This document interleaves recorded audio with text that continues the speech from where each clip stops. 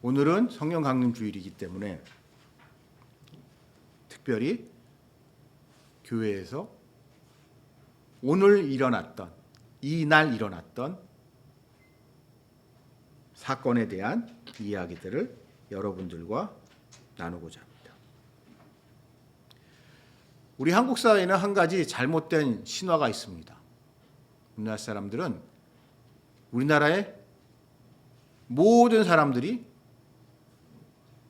세종대왕님 덕택에 글을 읽고 쓸 수 있다고 생각들을 하십니다.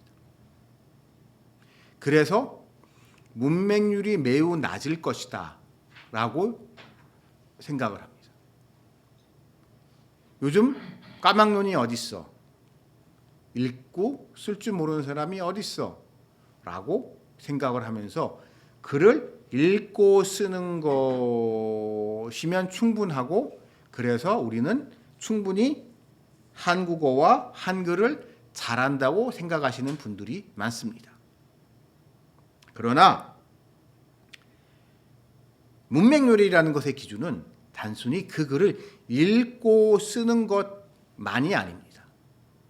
학문적으로 봤을 때 문맹률이라는 것의 기준은 글을 읽고 쓸 뿐만 아니라 우리나라로 따지면 초등학교 5학년, 10대 초반의 학교에서 가르치는 교과서의 내용을 정확하게 이해할 수 있는 정도의 독해력이 있는 사람을 기준으로 하는 게 정확히 말하면 문맹률입니다. 그렇다고 봤을 때 우리나라는 생각보다 문맹률이 꽤 높습니다. 특히 요즘은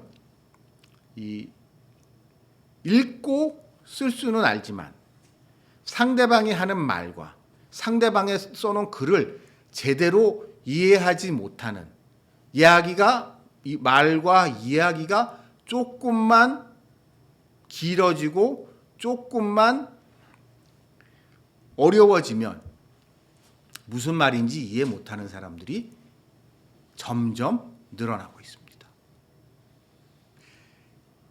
저는 이런 현상을 직접 경험한 적이 한 번 있습니다. 제가 신대원을 다닐 때요, 저희 동기 중에 화교 출신인 자매분이 한 분 계셨습니다.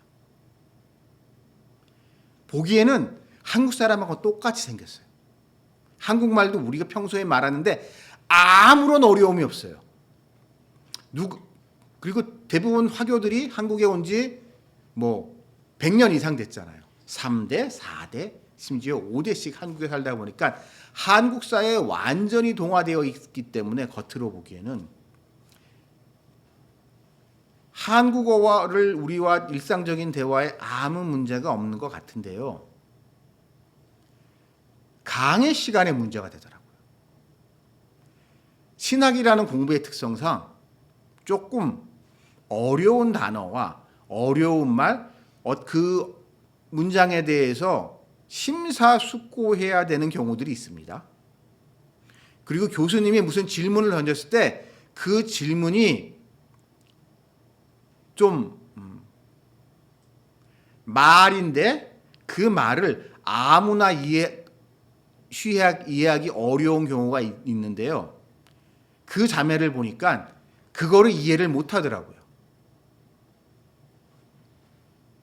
그러니까 다 알아요. 무슨 말을 하는지 아는데 그 말의 뜻을, 그 문장의 뜻, 그 질문의 의도를 전혀 이해하지 못해서 헤매는 경우를 제가 학교 다닐 때, 신대원 다닐 때, 목사가 되기 위해서 공부할 때 그런 자매 한 분을 경험을 했습니다. 그래서 그때 그거 참 신기하네 라고 생각을 했는데, 이야기를 제가 그 이후에 들어보니 그런 자매와 같은 경우, 특히 언어의 발달이, 그러니까 어려서 외국 생활을 오래 하고 귀국한, 이제 보통 이제 우리가 기러기죠, 기러기 생활 같은 거 했던 거라든지, 부모님이 하여튼 외국 나가서 오래 생활하고 한국에 돌아온 자녀들 같은 경우에도 똑같은 어려움을 겪는 경우들이 많다고 하더라고요. 겉으로 보기에는 멀쩡히 한국말을 아무 문제, 일상적인 대화는 아무 문제가 없는데 이렇게 강의와 같이 조금은 수준 높은 고급진 대화에 있어서 어려움을 겪는 그런 학생들이 재외국민 특별 전형으로 대학에 간 학생들이 그것 때문에 많이 힘들어한다는 얘기를 제가 얼마 전에 들었습니다. 그리고 더군다나 최근에는 이 스마트폰의 보급과 함께 이 코로나 기간 3년 동안 제대로 교육을 받지 못했던 어린아이들, 초등학교 저학년에서 초등학교 이제 그 나이 또래 초등학교 저학년 아이들의 학력 저하가 그것 때문에 매우 심각하다는 얘기가 들리더군요. 이렇듯 우리는 그냥 말하면 말이지, 말이 통하는, 말이라는 게 얼마나 어려운 것인지, 언어라는 것을 이해한다는 게 정확히 얼마나 어려운 것인지에 대해서 우리는 평소에 너무 소홀히 여기는 경향이 있습니다. 그냥 말 주고받으면 되는 거지. 기본적인 커뮤니케이션만 되면은 문제 있는 거 아니야라, 문제 없는 거 아니야라고 생각하지만 인간의 언어는 그거보다 훨씬 복잡합니다. 근데 이 수많은 말 중에 결국 우리를 변화시키는 것은 무엇일까요? 그것은 결국 말씀이 될 때 우리를 변화시키는 겁니다.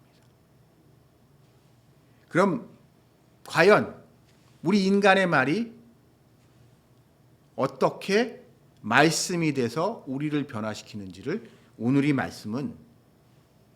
본문은 우리에게 아주 정확하게 가르쳐주고 계십니다. 자, 예수님이 승천하셨습니다. 십자가에서 돌아가셨던 예수님이 3일 만에 부활하셨어요. 부활하신 예수님을 처음엔 제자들도 믿지 않았지만 그 믿지 않는 제자들을 한 명씩 직접 찾아가신 예수님, 그 부활하신 예수님을 만난 제자들은 그 예수님을 만난 이후에 예수님과 함께 있으면서 예수님이 가르쳐 주신 놀라운 하늘의 이야기들, 하나님의 뜻을 그들이 예수님으로부터 배웠습니다. 많은 것을 그러면서 십자가에 못 박히시기 전에 있었던 많은 사건들, 그때는 예수님의 제자들조차도 그게 무슨 의미가 있었는지, 어떤 사건이었는지 그냥 좋기만 했고 재밌기만 했던 사건이 어떤 것이었는지, 예수님이 그때 하셨던 말씀 중에 자신이 십자가와 부활에 대해서 예언했던 그 말씀에 대해서 제자들은 별 생각이 없었던 그 말씀에 대해서도, 예언의 말씀에 대해서도 예수님이 탁탁 집어주시면서 제자들한테 가르쳐 주셨죠. 그랬던 예수님이 어느 날 갑자기 승천하십니다. 저 하늘로 올라가세요. 제자들을 내버려 두시고 나 이제 아버지 집으로 돌아가겠다 하면서 승천하시면서 저 하늘로 올라가십니다. 그 올라가시는 예수님은 거기서 끝나는 것이 아니면서 가시면서 두 가지 약속을 하세요. 첫째는 나 대신에 성령을 너희한테 보내주겠다는 약속과 함께 그리고 그 성령을 너희한테 보내준 너희에게 성령이 이 땅에서 너희를 통하여 잘 되면 그 다음에 내가 다시 올게. 내가 다시 재림하겠다는 이 두 가지 약속을 하시고 예수님은 저 하늘로 승천해 올라가십니다. 이 약속의 말씀을 들은 제자들은 예수님께서 다시 오실 것이다라는 그 말씀을 붙들고 이전에 십자가 사건이 있을 때와 같이 도망가지 않고, 제자들은 다시 그전과 같은 과오를 반복하지 않고 이 예루살렘을 떠나지 않고 그곳에서 마가의 다락방에 모여서 다시 오실 예수님을 기대하고 기다리면서 자기네들의 이제 상황을 정리를 합니다. 정리를 하면서 자, 이제 예수님이 오시겠지. 다시 오시겠지. 라면서 그 이후에 그것을 기대하면서 제자들은 있었는데 이 오순절날 갑자기 뜻하지 않았던 일이 벌어진 거죠. 그것은 그들이 마가의 다락방에 있는 그들에게 갑자기 기대하지 않았던 성령이 임하는 겁니다. 여러분 흥미로운 걸 보면 우리는 일반적으로 예배하고 이럴 때 성령님 임하시옵소서, 성령을 내려주시옵소서, 성령님 강림하옵소서라는 이야기들을 많이 하는데 오늘 이 본문의 상황을 보게 되면 제자들은요 성령을 구한 적이 없어요. 그냥 성령께 하나님 예수님은 본인이 약속하신 성령을 그들에게 모여서 기도하고 예배하는 그들에게 이렇게 부어 주셨습니다. 그런데 그러면서 그냥 부어준 것이 아니라 그들 한 사람 한 사람들에게 성령이 부어졌고 이러한 성령을 경험하게 된 그들은 갑자기 그곳에서 나가서 사람들에게 복음을 전합니다. 예수님에 대해서 부활하신 예수님에 대해서 다시 오신 그리스도에 대해서 사람들에게 담대히 나아가서 복음을 전합니다. 제자들은 그 전까지 제자들은 다락방에 숨어 있었죠. 왜 그랬을까요? 아마 일정 부분 예수님이 내가 다시 오겠다라고 하셨던 부분도 있었겠지만 그들은 아마도 자신들에게 적대적이었던 종교 지도자들과 유대 사회의 분위기 때문에 어느 정도는 자신들을 감출 필요가 있었습니다. 예수님에 대해서 잘못 이야기를 꺼냈다가 예수님을 십자가에 매달은 이들이 무슨 해코지를 할지 몰랐기 때문에 그들은 아마도 이 다락방에 숨어서 지냈던 것 같은데 그랬던 이들이 성령이 임하면서 갑자기 용기를 얻어서 뛰쳐나가서 복음을 전하는데 흥미로운 건 오늘 본문에 보게 되면은 그냥 말로 전한 게 아니라 각 다른 언어로 여러 나라 말로 복음을 전했다라고 말씀하고 계십니다. 즉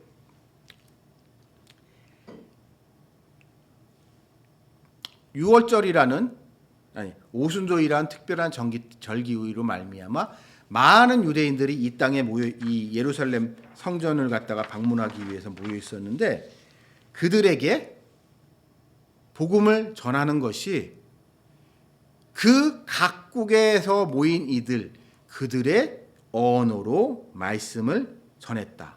복음을 전했다라고 하는 본문입니다. 이 본문에 대해서 저는 조금은 불편할 수 있는 이야기를 좀 하고 싶습니다.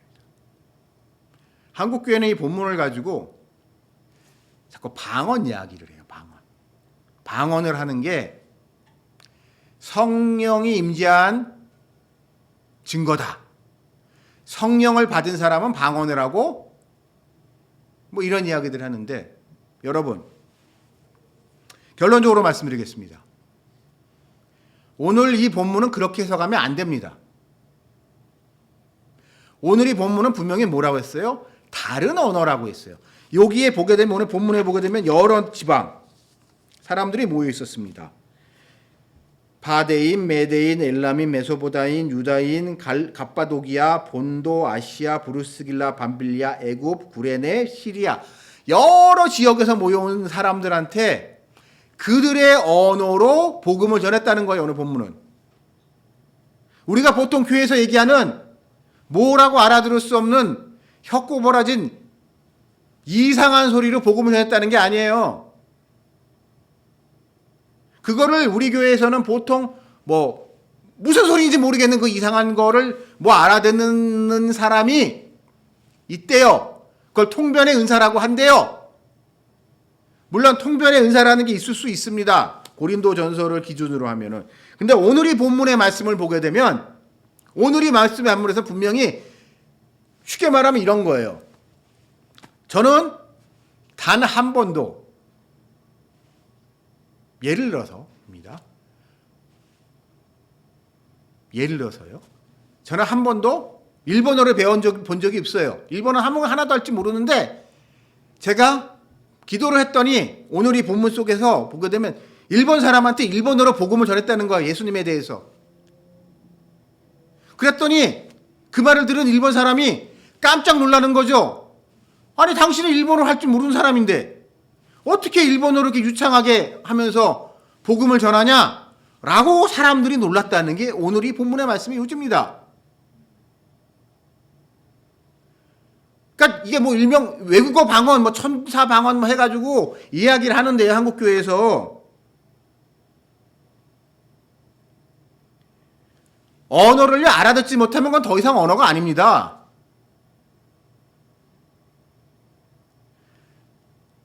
저는 개인적인 얘기를 하면 방언합니다. 방언을 근데 하기 전에는요, 방언을 하면 뭐 되게 신기한 일이 일어났을 것 같아요. 방언한 사람 되게 부러웠어요.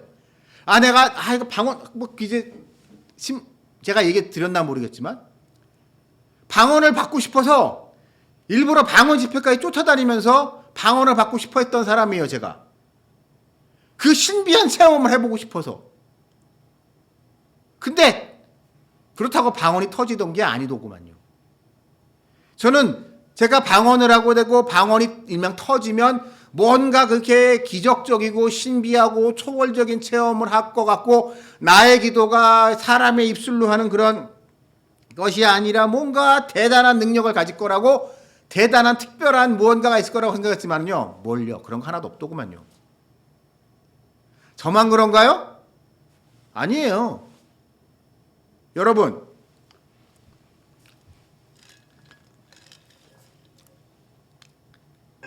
불편하실 수 있는데요. 보통 한국교회에서 방언이라고 얘기하는 것과 같은 그러한 특이한 현상은요, 다른 종교에도 있습니다. 그게 좀 심하게 말할게요. 굿하는 무당들이 입신해서 막 하는 이야기 들어보세요. 이상한 소리들 합니다. 못 알아듣는 소리 합니다. 모든 종교에는, 많은 종교에는 신비적인 체험을 강조하고 초월적인 능력을 강조하고 그러는 과정 속에서 알아들을 수 없는 언어를 말을 하는 현상은 사실 많은 종교에서 보편적으로 일어나는 현상이에요. 기독교에만 있는 특별한 현상이 아니고요. 그렇기 때문에 우리는요, 그렇다고 제가 뭐 방언에 무조건 디스하는 건 아니고, 방언도 나름 가치가 있고, 저도 이제 기도할 때 가끔 이제 기도가 너무 안 되고 할 때 방언이 기도줄을 잡아주고 이러는데 분명히 도움이 될 때가 있는데, 우리가 그렇기 때문에 방언에 대한 태도는 절대로 반언 그 자체를 신성시하거나 절대시화해서는 절대로 안 됩니다. 첫째는 방언이, 우리가 보통 방언이라고 했을 때 이게 과연 하나님으로부터 온 것인지 아니면 마귀가 주는 건지 아니면 이도 저도 아니면 내 안에 있는 나도 모르는 나의 어떠한 정신작용인지, 무조건 그것이 하나님으로부터 왔다고 하면서 무비판적으로 그것을 받아들이는 것 같이 위험한 게 없습니다. 그러면 여러분 저한테 이런 질문을 할 수 있어요. 그럼 목사님, 뭐가 진짜 방언입니까? 한국교회에서 방언이 중요하다고 하는데 무엇이 진짜 방언인가? 오늘 이 본문의 분명한 기준을 가지고 있어요. 그 방언이라는 것을 통하여 오늘 본문의 마지막 하나님의 큰 일을 말하는 것, 그것이 방언입니다. 복음을 말하는 것, 복음을 전하는 것. 내 넋두리 한타령하는 게 아니에요. 교회에서 가끔 기도하라고 하게 되면 맺힌 게 많으신 분들, 할 말이 많으신 분들, 대표 기도 시키면 대표 기도만 20분, 30분씩 하시는 분들 간혹 계십니다. 그러면서 기도를 자기가 많이 하고 길게 하고 하여간 그럼 어떤 분들 기도하는 거 되면 온 세계의 모든 문제를 다 하나님 앞에 기도해요. 물론 그 또한 하나님이 기뻐 받으실 수 있지만 중요한 것은 그렇게 인간의 눈에 보기에 좋아 보이고 인간의 자기 만족, 내가 이렇게 열심히 기도했어, 이렇게 기도 많이 했어 라는 자기 만족이 중요한 것이 아니라 우리가 속칭 이 기도라는 것과 이 기도로 말미암은 방언의 능력을 통해서 그리스도를 믿지 않는 자들, 하나님을 모르는 자들에게 하나님에 대해서 얼마나 잘 전달할 수 있는가, 말씀의 능력이 나타나는가가 우리의 제일 중요한 기준입니다. 자, 이게 왜 중요하냐? 여러분,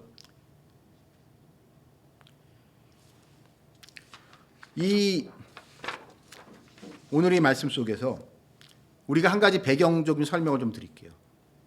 우리 보통 유대인 하게 되면 히브리파 유대인, 디아스포라 유대인 이렇게 구분을 하잖아요. 오늘 이 말씀의 이제 배경이 되는 이 사도들이 복음을 전한 자들은 디아스포라 유대인들입니다. 오늘 이 본문에 의하면.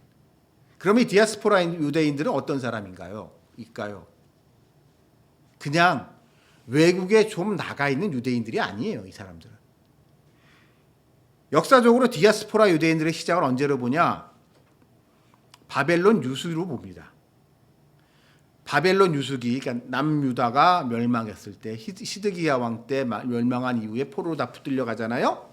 포로로 붙들려 다 가서 바빌론으로 다 포로로 붙들려 갔는데 70년 만에 하나님이 기적적으로 그들을 해방시켜 줘서 고레스 왕의 칙령에 의해서 그들이 예루살렘 땅으로 돌아왔는데 그들 중에는 이런저런 사정이 있어서 유대 땅으로 돌아오지 못하고 여전히 바사 제국, 페르시아 제국 곳곳에 퍼져서 살던 유대인들이 많았단 말이에요. 그 중에 가장 대표적인 게 누굴까요? 에스더죠. 에스더 얘기가 여러분 성경적으로 중요한 이유 중에 하나가 바벨론 포로기가 끝났음에도 불구하고 예루살렘으로 돌아가지 못한, 돌아가지 못한 퍼져 있었던 유대인들의 삶이 과연 어땠을까를 보여주는 중요한 단초가 에스더서기 때문에 에스더가 중요한 거거든요. 그래서 이 에스더와 같이 제국, 그러니까 그 지역, 중동 지역 곳곳에 퍼져 있었던 유대인들이 있었고 그들은 거기에 흩어져 가지고 그 이후에 수백 년을 사는 겁니다. 수백 년을 살았지만 그럼에도 불구하고 여전히 자신들의 민족적 정체성, 종교적 정체성을 잃지 않고 예루살렘으로 성지 순례를 주기적으로 오는 거죠. 예루살렘 성전으로. 이것은 페르시아 제국 망하고 그 다음에 알렉산더의 마케도니아 제국이 생기고 마케도니아 제국이 갑자기 알렉산드로스의 죽음과 함께 여러 헬라 제국으로 분열되고 그 이후에 로마가 다시 그 일대를 평정하는 수백 년 기간 동안 계속됐고 그러면서 그들은 대부분의 디아스포라 유대인들은 일상 언어로는 히브리어를 전혀 사용하지 않는 사람들입니다. 그들에게 히브리어는 일주일에 한 번 회당에 가요. 회당에 가서 나 이런 데 갔을 때 율법책을 읽을 때, 토라를 읽을 때, 여러분 흥미로운 게 말이에요. 여러분 우리 구약에 우리 구약 보통 히브리어라고 하는 그 문자가요. 히브리 문자가 아닙니다. 정확히 말하면. 아람 문자예요. 그거는. 그러니까 이게 구약학, 고대 고고학을 하는 사람들의 딜레마 중에 하나인데요. 원래 히브리인들은 그런 글자를 사용하지 않았어요. 그거는 아람인들이 사용하던 거예요. 메소포타미아 사람들이 주로 사용하던 문자인데 그것을 나중에 이게 뭐라고 표현해야 돼? 하여튼 그렇게 바뀌게 되는 거거든요. 그 정도로 유대인들은 이방인들 속에서 섞이면서 그래도 자신들이 고유하게 서로 이제 말이 비슷하니까 문자는 그들이 사용하는 아람 문자를 써가지고 그들이 그 구약의 말씀, 토라의 말씀을 읽을 수는 있었지만 습관적으로 기계적으로 이렇게 읽었다는 걸 알지만 그들은 그게 정확히 뭔지를 잘 모르면서 관례적으로 그렇게 해왔어요. 그래서 그 말의 정확한 의미, 그 사람들이 그냥 우리식으로 말하면 옛날에 서당에서 한문을 가르치게 되면 하지만 그냥 수자 선생님이 한테 이제 매맞아가면서 무슨 뜻인지도 모르면서 무조건 외계했듯이 그렇게 외워왔던 거죠. 읽어왔던 거죠. 무슨 뜻인지 잘 모르면서. 그러니까 사람들한테 이 뜻을 해설해 준 게 뭐예요? 그게 탈무드입니다. 탈무드의 시조는 바빌론에서부터 시작이 돼요. 그렇게 유대인들은 그래서 자신들의 민족적 정체성을 그거를 통해서 유지해 왔고, 그래서 그들은 일상 언어로서는 히브리어를 전혀 사용하지 않고 우리식으로 하면 주일날에 예배 드릴 때나 사용하는 거고, 일상 언어로서는 그 지역의 언어. 왜냐하면 그 지역에서 최소 많이 살았던 가문 같은 경우에는 몇백 년을 살면서 그 사람들과 같이 농사도 지어야 될 것이고 장사도 해야 될 것이고 뭔가 생활을 그들과 같이 살면서 지냈기 때문에 그들은 생각보다 히브리어를 잘 못하는 이들이었습니다. 자, 그런 이들에게 지금 복음을 전하는 겁니다. 제자들은. 그런 이들에게 복음을 전해야 되기 때문에 그들에게는 그들이 알아들을 수 있던 그들의 일상 언어로 그들에게 말을 해야 그 말을 알아들을 수 있고 그 말을 알아들어야 그 말이 말씀이 될 수 있는 거예요. 간혹 우리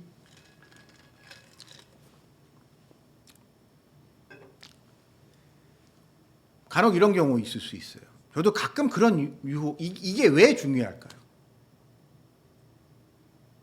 여러분, 이 모든 것을 하시는 분이 누굴까요? 오늘 본문에 의하면 성령님이십니다. 인간의 언어의 한계를 제약받지 않으시고 인간의 언어의 한계를 뛰어넘으시는 하나님, 성령님. 그 성령님으로 말미암아 한 분 하나님이, 삼일체 하나님의 뜻이 인간의 말로 전해지지만, 각국의 언어로, 우리가 사용하는 일상적인 언어로 전해지지만 그 말이 한 사람 한 사람 속에서는 말씀으로 되면서 우리에게 하나님의 뜻을 알게 되고 우리가 예수님을 알게 하는 거예요. 이게 우리가 보기엔 너무 당연한 거로 보이지만 이런 점에 있어서 우리와 극명하게 대비되는 집단이 있습니다. 이슬람들입니다. 이슬람들은 성령을 인정하지 않아요. 그렇기 때문에 나타나는 현상이 뭐예요? 코란은 번역하면 안 돼요. 선지자 마호메드가 천사로부터 받았다는 그것은 그 7세기, 8세기 아라비아어로 받은 그거 하나하나가 완전한 것이기 때문에 거기에 인간이 손을 내면 안 돼요. 그래서 이슬람에서는 원칙적으로 한국어로 번역된 코란이 있지만 이 코란, 한국어로 번역된 코란은 진짜 코란이 아니에요. 그러니까 모스크에 모여서 그들이 예배를 드릴 때, 이제 금요일마다 할 때 대부분의 사람들은 뭔 소리인지도 알아듣지도 못하는 7세기, 8세기 아랍어로 떠드는 거예요. 울라마들이. 그러면 사람들은 앉아가지고 뭔 소리인지도 못 알아듣는 거고, 그 울라마들이 이건 이런 뜻이고 저런 그 뜻이라고 하면서 이거 갖다가 해설을 해주는 거고, 그냥 사람들은 그냥 그러면 그런가 보다 라고 하면서 끝나는 거예요. 그들에게는 그 말이 나에게 다가오는 하나님의 하나의 말씀이 아니라 나의 일상에 접목되는 언어가 아니라, 인간의 말이 아니라, 말씀으로 나에게 온 게 아니라 일종의, 좀 심하게 말하면 녹음 테이프 다시 틀어가지고 그거를 단순 반복하는 거에 그칩니다. 왜냐하면 성령을 인정하지 않기 때문에, 성령을 인정하지 않기 때문에 그때 700년 전, 기원전 7세기, 8세기에 했던 그 말의 그 계시의 신성이, 거룩함이, 그것의 온결성이 훼손될 수 있기 때문에, 그거에 손을 대는 모든 것은 그냥 인간적인 노력일 뿐이기 때문이에요. 그러나 우리 기독교에서는 성령을 강조하기 때문에, 여러분, 하나님의 말씀, 예수님의 말씀이 제자들을 통하여 2000년이라는 세월 동안 우리에게 전해지는 이 모든 일은 과연 누가 하신 걸까요? 하나님이 하셨어요. 하나님이 어떻게 하셨어요? 성령으로 하신 거예요. 우리가 이론적 조금 어색하게, 전 한국교회에 있는 일부 목회자들 중에 가장 황당한 인간들이 영어 성경으로, 그러니까 우리 설교 같은 거 할 때요, 무슨 뭐 할 때 한글 성경 놔두고 괜히 영어 성경 인용하는 사람들이 있습니다. 그러면서 마치 한글 성경은 조금 부정확하고 한글 성경에 부족한 거를 영어 성경으로 채워준다는 식으로 이렇게 뭐라고 표현을 해야 되나요? 나 영어 좀 할 줄 알아 하면서 라고 이야기하는 목사들이 옛날보다 많이 줄긴 했는데요. 그렇게 잘난 척하는 목사들이 가끔 있습니다. 그런데 여러분, 기독교라는 종교는, 사랑은 언어의 구애를 받지 않습니다. 하나님께서. 그래서 하나님이 그 계시로 주셨던 말씀은 그 이후에 성령의 능력으로, 성령의 권능으로 지금 우리에게 전해지기까지 온전히 하나님께서 보존하셨고, 자기의 말이기 때문에, 자기의 말씀이기 때문에, 하나님은 자신의 말이, 자기에게 우리에게 주셨던 하나님의 말씀이 훼손되는 것을 원하지 않으셨고, 그래서 그것이 우리에게 바르게 전해질 수 있도록 항상 역사를 주관하셨고, 그것을 통하여 우리에게 바른 복음이 전해질 수 있도록 세상의 모든 것을 주관하셨습니다. 이끌어 오셨고, 그래서 우리에게 있었어요. 그렇기 때문에 인간의 언어인 영어냐 한국어냐 그런 것을 가지고 우열을 논하는 것 같은 바보 같은 짓이 없습니다. 여러분, 그래서 제가 다시 한번 여러분들한테 부탁드리고 싶습니다.